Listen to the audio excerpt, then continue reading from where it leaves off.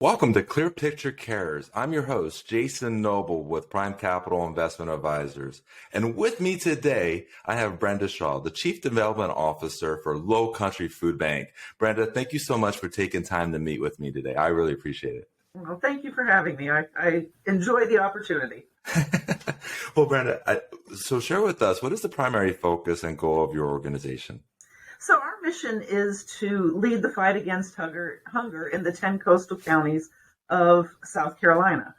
So we do this through a variety of ways. We have some programs. We have our network of about 250 partner agencies. And so these are the frontline workers in places of worship, community centers, senior centers. Our partner agencies are really the frontline workers who are getting food to people in need, where they are. And about how many people would you say are you serving over a course of a year with all the different organizations and partnerships that you have? Yeah, so the latest number that we've seen from Feeding America is about 165,000 people in the 10 counties we serve are considered food insecure. One good thing is that is down from the height of the pandemic, which was over 200,000 people. But still, 165,000 people is a lot to really think about food insecurity in our community. And what are some of the programs that you were mentioning, some of the names of those programs, and what are those programs involved in and doing? I would like to hear more about that. Sure. So some of our children's hunger programs are Backpack Buddies, which is very popular and a lot of people hear about it. And this is really to address weekend food insecurity. So about 3,800 kids a week receive a bag of food that they're able to take home on Friday. And it really comprises 2 breakfasts, 2 full meals, and then 2 snacks for the weekend to make sure that they're ready to go back to school on Monday and they're ready to learn. We have school pantry boxes, which are boxes of shelf-stable food that we distribute once a month. And some of our schools are even putting in school markets, which are really fantastic because this is an on-site pantry at a school where children and their families are able to go into the pantries, select food that they want for the families to take home. But we're also able to provide refrigerators and freezers. So when we do that, they're able to select fresh produce, milk, eggs, frozen meat, anything that we may have available to them. So those are some of the child hunger programs. We do provide meals for Meals on Wheels through our Zucker Family Production Kitchen. And the production kitchen does about 1,100 meals a day for several Meals on Wheels programs, and then also our Kids Cafe after-school program. We also provide meals for veterans through the VA hospital, through Patriot Villas, which is a transitional housing program here in North Charleston. So we really try to address food at all different levels, the entire family. We want to make sure that, if we know a child is in need of a backpack on Friday, the whole family is probably food insecure. So we're trying to address food insecurity at all levels. What you just said really resonates with me. This was about a decade ago. I was going through a tour of a food bank, and they had a backpack program as well for the weekend. And they shared one of the students was coming back on Monday with a really dirty book bag. And they finally asked, like, what's going on over the weekend while this book bag is so dirty? Mm-hmm. And the kid had to, admit that he had to hide the book bag underneath the house because his siblings and parents would eat the food. And to think that story was shared with me a decade ago, it's hard for me to kind of conceptualize that. But this is the work that you and your organization are doing, is to offset this with over 165,000 families. And I think there's something that I also want to have you kind of talk through. Is there anything that you wish more people knew about your organization and the work that you're doing? A lot of times people think food pantries are all about macaroni and cheese and canned chicken and noodle soup. But our goal for the past 5 years has been that 30% of the food we distribute be fresh produce. We're happy to say that we have achieved that goal. And so this year we are raising that bar so that 35% of the food that we distribute this year will be fresh produce. That is on top of an additional 15% being protein, so non-meat and meat protein, and then an additional 5% be fresh dairy. So we want to make sure that we are providing nutritious food options for people in need. We know that there is a link between healthy, nutritious foods and good health outcomes.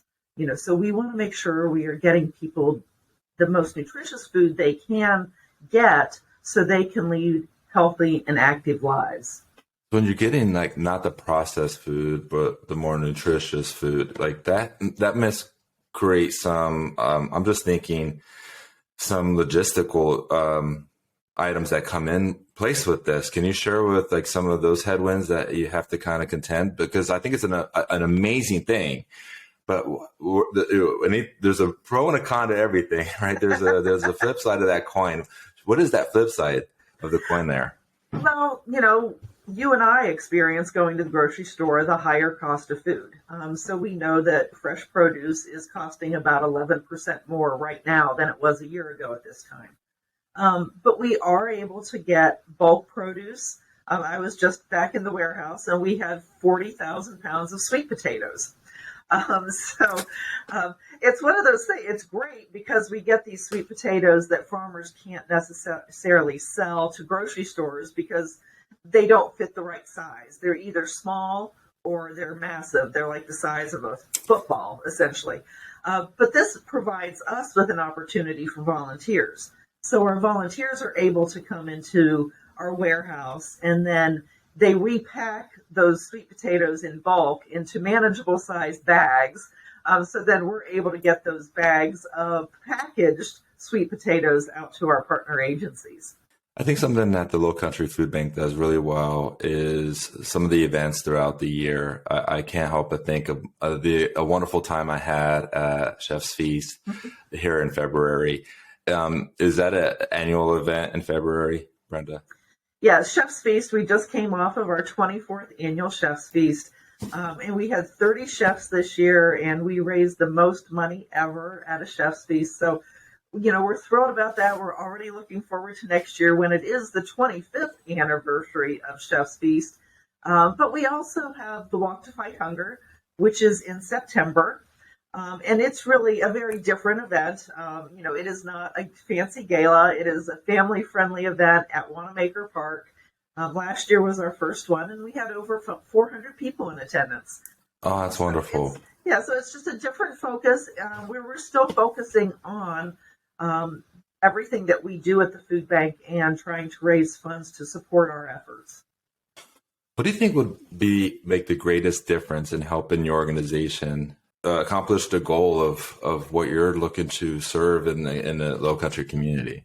Bottom line is donations make the biggest impact, but we need donations of food too. I mean, we always feel like we don't have enough peanut butter or we don't have enough tuna. Volunteers, last year we're almost back to pre-pandemic numbers of volunteer hours. So we were, well over the 22,000 mark that we hit in 2021. And so I think we're back up over to 30,000 volunteer hours, which, we want to make sure that people know that they can come back to the food bank, that we're open for business, and we do need volunteers.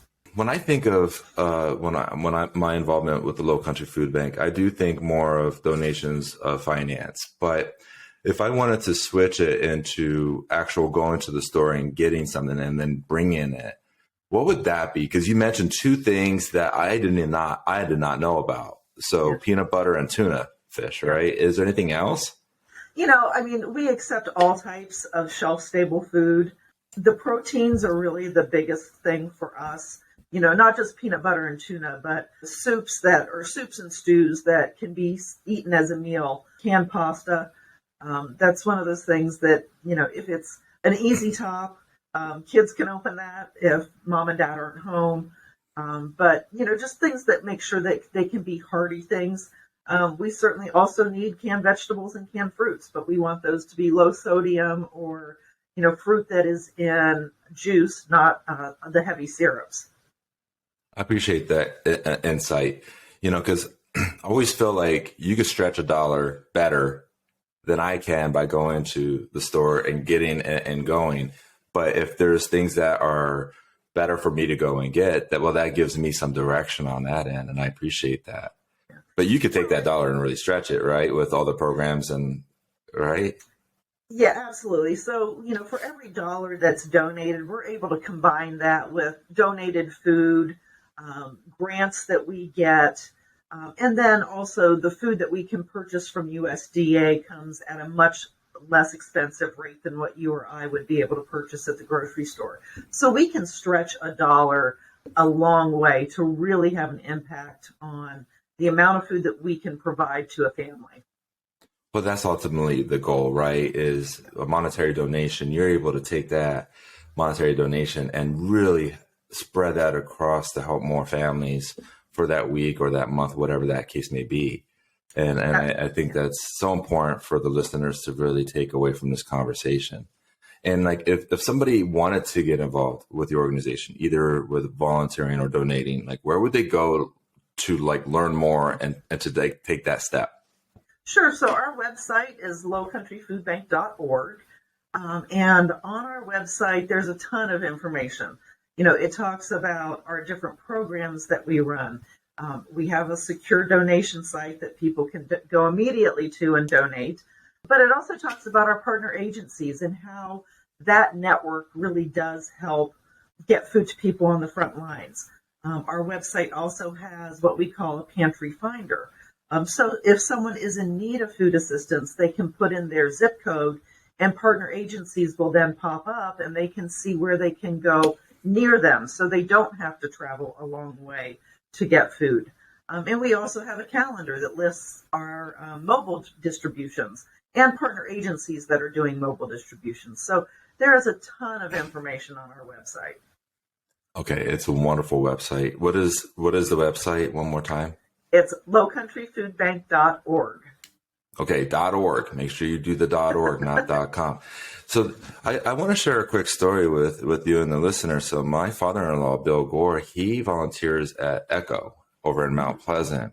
Yep. And something, so he absolutely loves it. He loves going in. He gets the list and he goes and shops and then has that for when their car pulls up, they have that food ready or whatever. Not just food, but other stuff as well. Yes. But one thing that he shared with me that kind of stuck with me, this was going into the end of last year.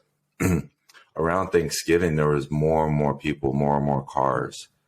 And something else that I have seen just driving by and just, being my eyes on the road, you can't help but notice a longer line in the year of 2022 with all the costs of food going up with inflation.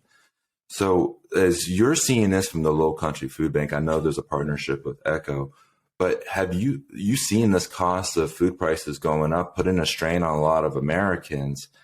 That has to be where we need to step up, working with the Lowcountry Food Bank so that you could provide more assistance for these families.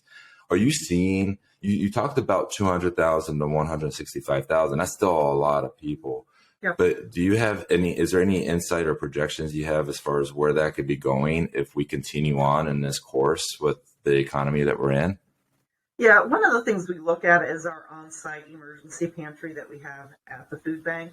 Mm-hmm. Pre-pandemic, we would see 150 to 160 people come through our front door for emergency food assistance. So this is just shelf-stable food that we provide. At the height of the pandemic, it was over 1,000 people per month. We had 2 months that were over 1,000 people per month. As we headed into 2022, I think it was March or April, those numbers were back down to about 350, 360 per month. But we have consistently seen now for the past 3 or 4 months, over 600 people per month coming through our front door for food assistance. So yes, the need has increased. It's visible to us here at the food bank. It's visible to our partner agencies. They are telling us they're seeing more people. And during the pandemic, there were over 50% of the people we served were seeking food assistance for the first time. And unfortunately, we're seeing some of those people come back. They started to get their feet on the ground and get back up to where they needed to be, but we're seeing it again. Absolutely. You know, as we're having this conversation, I have food in my own pantry, right? And Yep. my heart goes out to those that they look and it's barren. They don't have the Yeah. food, and they're looking at the money in the bank. They're looking at the bills that are coming in, and they're going, Mhm. "Where am I going to get the next meal so I Yeah. can feed my family, feed my children?" And then you have resources for them. And I just think that's absolutely amazing, Brenda. I really appreciate all the work that the Lowcountry Food Bank is doing in the Lowcountry. I'll ask you this one last question, because I love Okay. asking this for those that serve our community. If you could leave an impression with our listeners on the value of giving back, what would that be? You know, I think it's not just about making yourself feel good, but it's truly having a positive impact for on the lives of people who truly do need food assistance. I don't think anyone wants to ask for food assistance.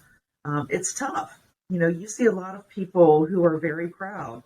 But again, in these times when it's very difficult to pay all of your bills, to purchase medicine, you know, if you can just provide 5, 10, 15 meals for a family, you're truly having a huge impact on making sure that they are going to be able to go to work, that they're going to be able to keep a roof over their head. So it's not just a one and done. It is a truly um, life giving impact. Well, if you're interested in helping us fight hunger, feed, advocate, and empower, go to lowcountryfoodbank.org. This was Brenda Shaw, Chief Development Officer for the Lowcountry Food Bank. Thank you so much, Brenda. I always enjoy our conversations, and I appreciate you taking the time to share your insight with us. Well, thank you, Jason, and thank you for your support. It's my pleasure. Have a blessed day. You too.